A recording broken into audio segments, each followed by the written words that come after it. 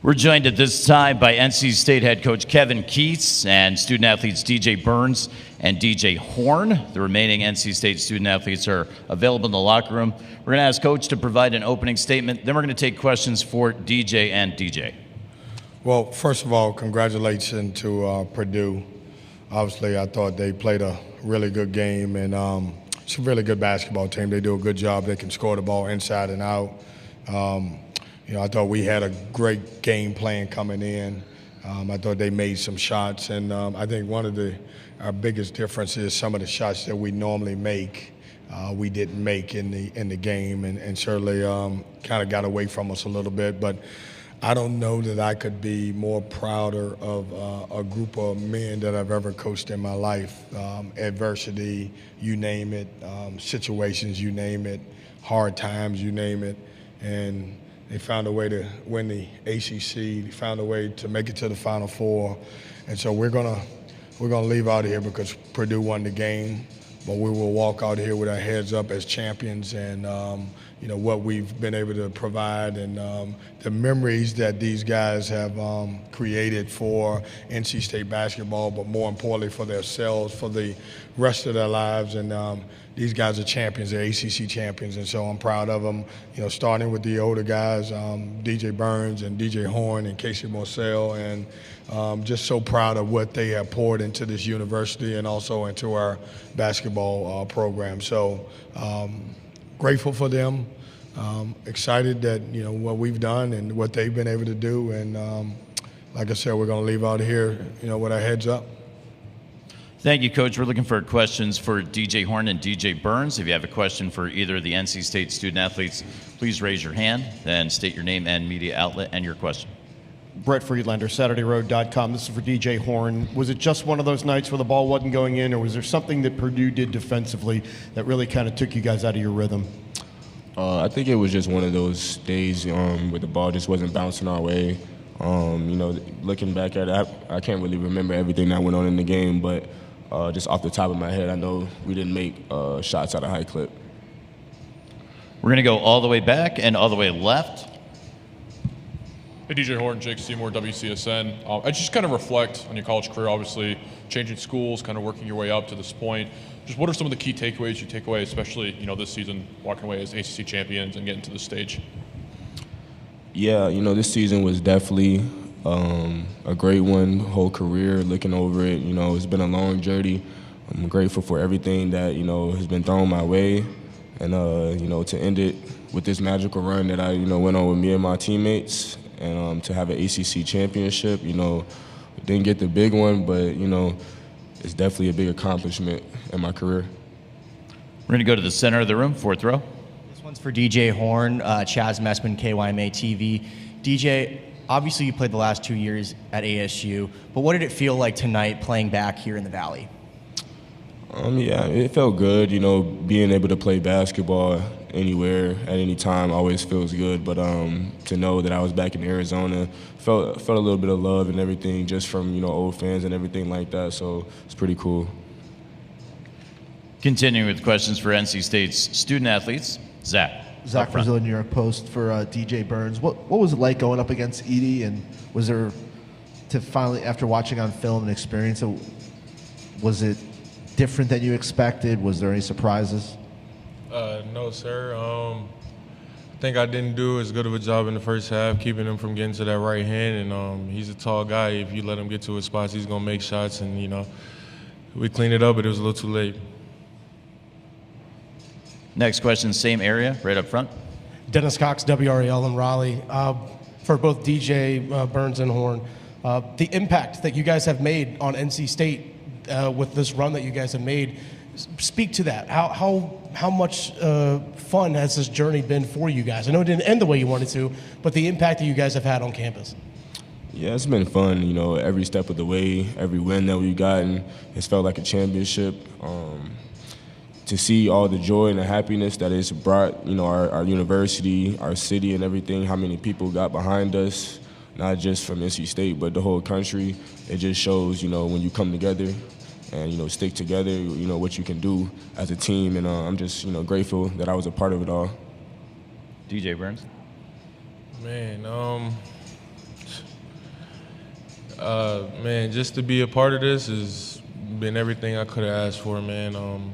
Didn't go to where we wanted to go out, but, man, this has been an experience like no other. It's something, you know, that I've wanted my whole life, and to be able to do it with the group of people that we have is just amazing, man. And the city, we're just glad we could bring the culture back to Raleigh and bring it back for state fans, man. They've been waiting for a long time, and I hope we give them something to, you know, build up for next year. On the left side in the fourth row. This one's for DJ Horn, Blake Demon, Sun Devil Source. DJ, how meaningful was this final year at NC State for you and to represent your hometown and get them to this point of the Final Four? It meant everything to come home, for Coach Keats to give me this opportunity to go out there and make all these memories with my brothers the way we did. I don't think I could have drew it up any better. I mean, obviously, if we won the whole thing, it would have been a story. But, you know, I'm grateful for this experience. You know, not everybody gets to say they went to the Final Four, but, you know, NC State did. This will be the final question for DJ Burns and DJ Horn. Left side up front. Edey Joseph, CBS. DJ Horn, talk about the first half. Braden Smith was a little bit off. He looked maybe not quite on his game, Matt Painter was saying. Did you sense that you could take advantage there from a matchup perspective? Were you comfortable? I mean, going into the game, we knew that, you know, Zach Edey was going to be the emphasis of our game plan. So we just wanted to try to take the guards out as much as we could to not have it be a, you know, a two-force punch. And I think, you know, we did that. You know, the whole team did a good job on that. You know, he's a great player, and to see him, you know, kind of struggle tonight, that it has to be a credit to what we did. We want to thank and congratulate DJ Horn and DJ Burns on a Final Four run after being ACC champions. They're going to head back to the locker room, which is open for another 14 or so minutes for questions with NC State student athletes. We'll take questions for Coach Keats at this time. We're going to start on the left side of the column with Aaron. Aaron Beard with the AP. Kevin, with Michael's hamstring issue, it felt like it was one of those things where you guys had played a certain way, balance, all the pieces fitting together. Did things just kind of get out of sorts a little bit there in that regard of rotations and all the confidence and everything you guys have built to this point? Well, when Michael's injury occurred, it definitely changed us. It made us go back to Horn handling the ball a little bit more than we wanted to. I thought Breon came in and did a good job for us. That being said, you know, when we've been playing 7 or 8 guys and one of your key guys go down, it certainly changes you a lot. And it changed us. And when we were different, you know, he's our leading assist guy, so we didn't really have anyone that could create for someone else. Coach, we're going to go to the left side, to the left of the aisle. Richard Smith, independent news media here in Arizona. You laid out in the beginning of the conference just how special this team is and how unique what it's done is. Do you think, though, in this era of college basketball, you're going to start seeing more teams like this where a lot of guys come into the program and, you know, what struck me watching this team, it wasn't a Cinderella team. It was a talented team that figured out how to play together. Do you think that's the start of, you know, kind of a movement in college basketball? And what does it say about these guys that they learned how to use each other's talent so well before it was too late? Yeah, I don't know if it's a movement. I think, you know, if you can get 5 new guys, or in my case, 8 new guys to blend in with the guys who are returning, I think you got something there. And it takes a little longer, but it's so much work into the chemistry, both on and off the court, to get here. Like, they have to trust.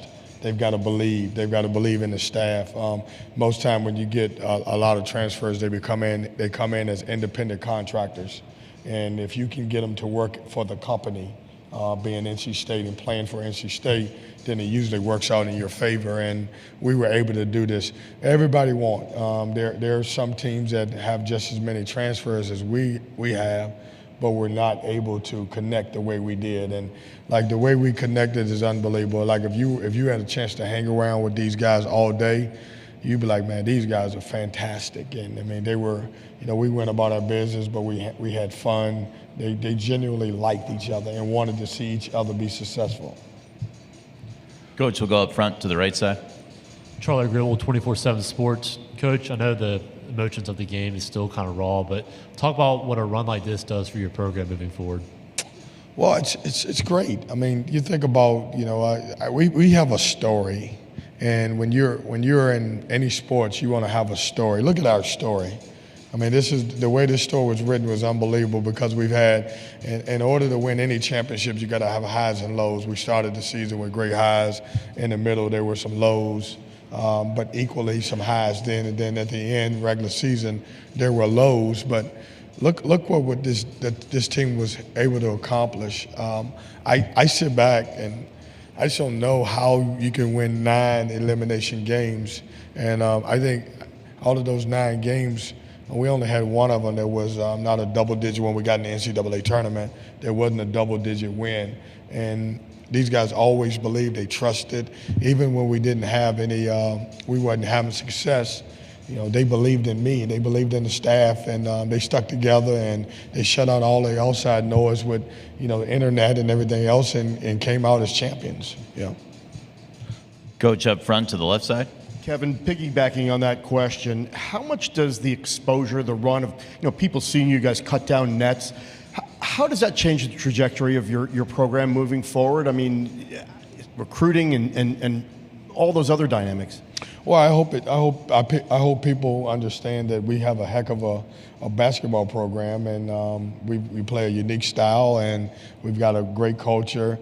You know, what's not talked about enough is, and we've had 5 teams in the last couple of years get in the tournament, and we're one that's been 2 years in a row.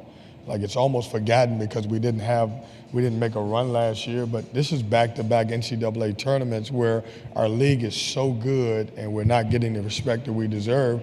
So in 2 years where we've got 5, we've been one of the 5 a couple years.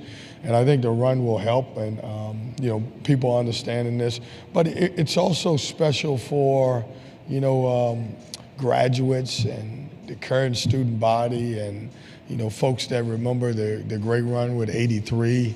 I mean, when you sit back and look at what we've done, man, you're going to be amazed at it, you know, as you go through it. Like, this doesn't happen every day.